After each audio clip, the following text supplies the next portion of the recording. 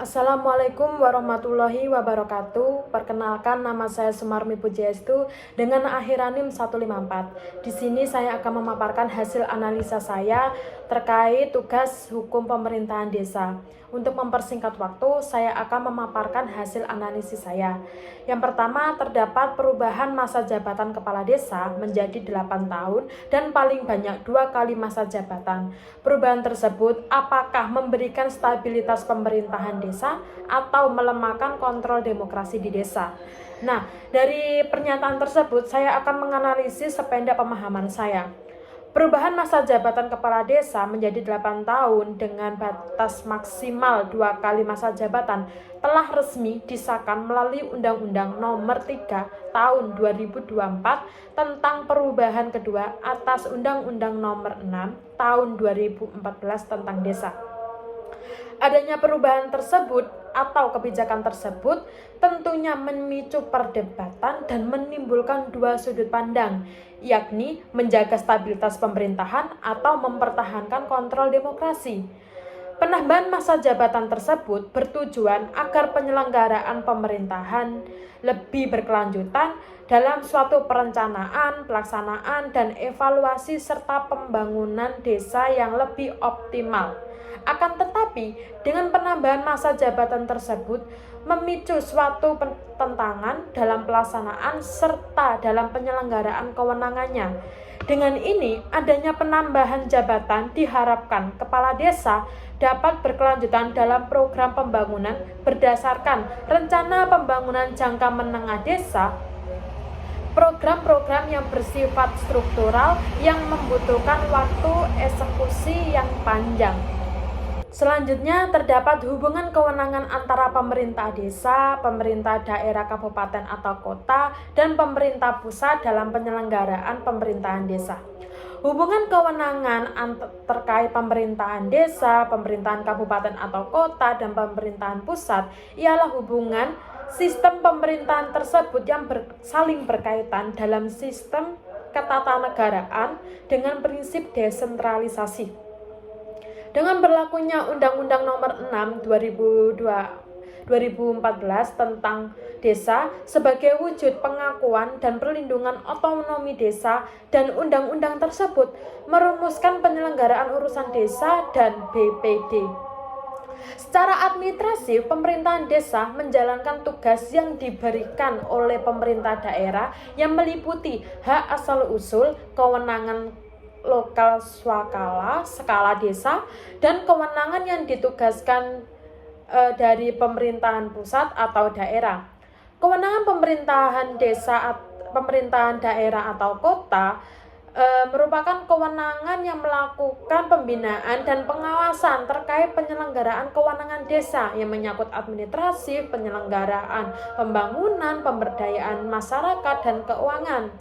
Kemudian kewenangan pemerintahan pusat ialah menetapkan suatu kebijakan nasional yang berkaitan dengan desa dengan mengalokasikan dana desa melalui APBN. Selain itu, juga pemerintahan pusat bersifat absolut seperti politik luar negeri dan pertahanan yang juga perencanaan pembangunan nasional. Dengan ini, kewenangan setiap pemerintah dibedakan untuk menghindari malpraktik anggaran serta kewenangan.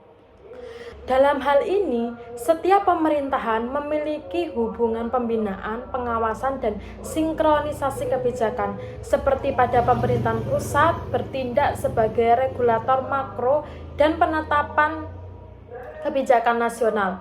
Pemerintahan pusat menyusun undang-undang, pemerintah, peraturan pemerintah, serta mengalokasikan dana desa melalui APBN. Pada pemerintahan kabupaten atau kota bertindak sebagai pembinaan dan pengawasan langsung. Contoh terkait pembedaan pemerintahan daerah, kabupaten atau kota, serta pemerintahan pusat, yakni untuk menghindari tumpang tindih kewenangan. Ini adalah pemaparan contoh dari saya, yaitu seperti adanya rencana pembangunan jembatan di suatu desa. Nah, adanya rencana pembangunan tersebut, pemerintahan desa mengajukan suatu anggaran dana untuk pembangunan tersebut. Nah, untuk menjalankan kewenangannya, pemerintahan pusat mengalokasikan dana desa melalui dana APBN dan pemerintahan daerah untuk melakukan tugasnya, yakni melakukan pengawasan dalam proyek pembangunan tersebut. Sehingga dalam hal ini seluruh perencanaan pembangunan mulai terkait dari perencanaan, pelaksanaan hingga evaluasi itu menjadi suatu kewenangan yang ada di desa. Kedudukan desa sebagai subjek pembangunan. Sebagai subjek pembangunan, desa sebagai daerah otonom yang berperan mengelola, memberdayakan, dan mengajukan sumber daya alam dan sumber daya manusia desa tersebut.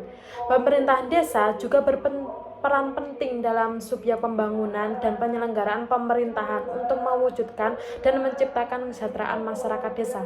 Sebagai subjek pembangunan desa, desa menyusun RPJMDes dan RKPdes serta mengelola dana desa. Dengan ini, keterlibatan masyarakat itu penting karena masyarakat desa itu yang mengetahui kebutuhannya, potensinya, serta permasalahan dalam desa tersebut.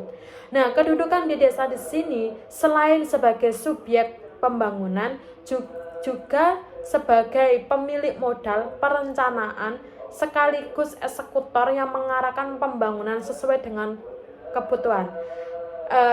Dalam hal tersebut, peran masyarakat penting. Dengan ini, suara masyarakat dari tingkat RT RW menjadi penentu di mana arah desa dalam pembangunannya.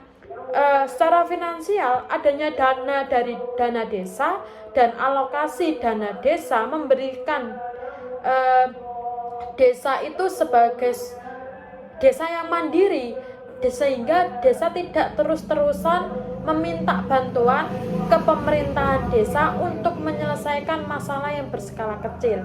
Di sini terdapat contoh, yakni pengelolaan dana desa untuk pembinaan dan pelatihan dalam bentuk pemberdayaan masyarakat untuk meningkatkan ekonomi lokal desa tersebut dengan mewujudkan suatu UMKM desa serta pengembangan BUMDes.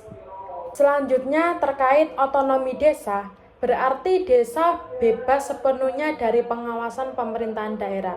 Nah, dari pernyataan tersebut hasil analisis saya yakni otonomi desa ialah kewenangan yang mengatur dan mengurus urusan pemerintahan. Dengan ini, otonomi desa tidak berarti desa bebas dari pengawasan pemerintah daerah. Berdasarkan Undang-Undang Nomor 6 2014 junto Undang-Undang Nomor 3 2014 menegaskan terkait kewenangan desa untuk mengatur pemerintahan desa tersebut.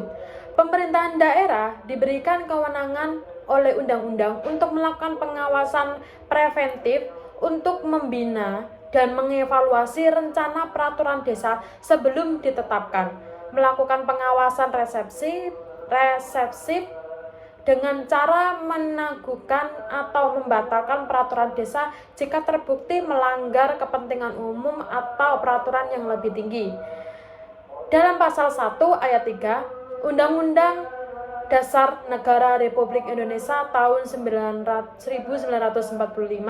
Indonesia adalah negara hukum. Dengan ini, suatu penyelenggaraan pemerintah perlu pengawasan sebagai bentuk pertanggungjawaban terkait kewenangannya. Dalam pengawasan pemerintahan daerah menerapkan prinsip check and balance dan tata kelola pemerintahan agar pelaksanaan kewenangan pemerintahan desa bebas dari korupsi, nepotisme, dan penyimpangan dana desa. Sehingga prinsip legalitas sebagai negara hukum, setiap tindakan pemerintah termasuk pemerintahan desa harus berdasarkan peraturan perundang-undangan yang berlaku. Sekian dari hasil analisis saya sependek pemahaman saya. Kurang lebihnya saya ucapkan terima kasih. Wassalamualaikum warahmatullahi wabarakatuh.